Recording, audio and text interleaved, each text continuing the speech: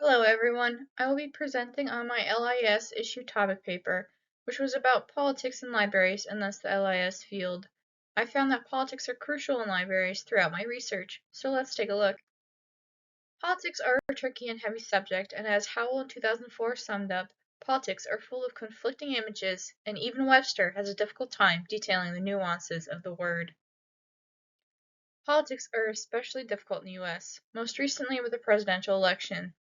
Politics in the US are often met with passionate words and extreme viewpoints.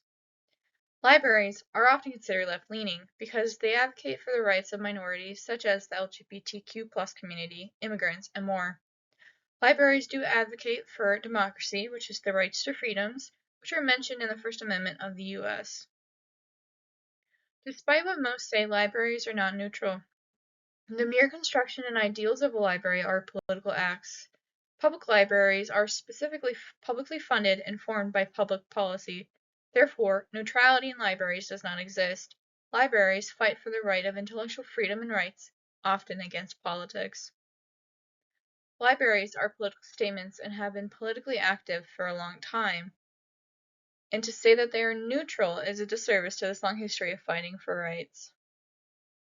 Since there is a long history of governmental interference in libraries, primarily in the forms of censorship and budget, librarians are often distrustful and suspicious of politics and politicians whenever they do enter the LIS sphere. Libraries are a product of history. They were one of the few institutions to stand up for the LGBTQ+ community and one of the first professional careers open to women. Some of the smaller politics that affect libraries constantly are copyright laws, funding, whether state, local, or federal, security, mainly in the form of technology, and access. Oftentimes, censorship will limit access to information. There are quite a few big political acts and laws that have greatly affected libraries. One of the more positive ones was in 1939 when the ALA passed the Library Bill of Rights after the book burnings during World War II.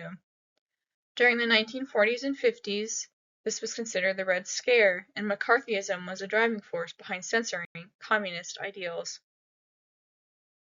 The E-Rate funding program, established in 1996, required libraries to complete an overly complicated application process to receive support for library technology and discounted services. The Digital Millennium Copyright Act, DMCA, passed in 1998, dealt with copyright laws on the Internet, giving protection to copyright owners. This raised serious issues for libraries in providing electronic resources through their own service and through interlibrary loans. The Children's Internet Protection Act, CIPA, enacted in 2000, was to protect children from mainly pornographic and explicit content on the Internet. The ALA did challenge it, but failed.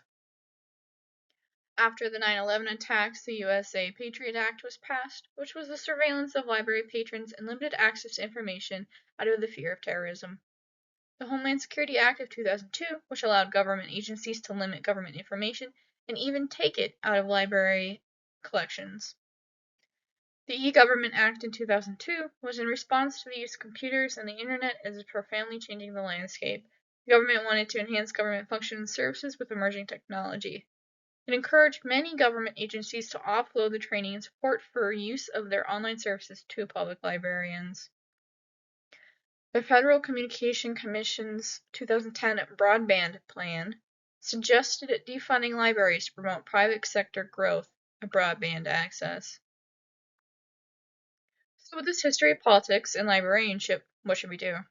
Well, in 2017, Barry was asked by his alma mater, which is the Boston's Graduate School of Library and Information Science at Sims College, to complete a survey on what ought to be in the LIS curriculum. He said he watched his recent students enter into management positions and struggle dealing with the politics involved in the job. He cited that it was unfair to plop recent LIS graduates into these intense challenges with only what they learned in the LIS program. Barry suggested that it would be difficult, but not impossible, to add new content to an already packed and busy curriculum. He mentions that he knows a lot of people with experience in library politics that would be willing to teach these courses. Because most students don't learn about it, the disorganized and underinformed discourse of politics and librarianship is a disservice to these students who will face many political challenges. Whether in public libraries with trustees, administrators, and politicians, or in school libraries with administrators, school board members, and faculty, LIS students should learn how to navigate these situations to better serve their community. Ultimately, politics and libraries have a huge history that is still creating itself.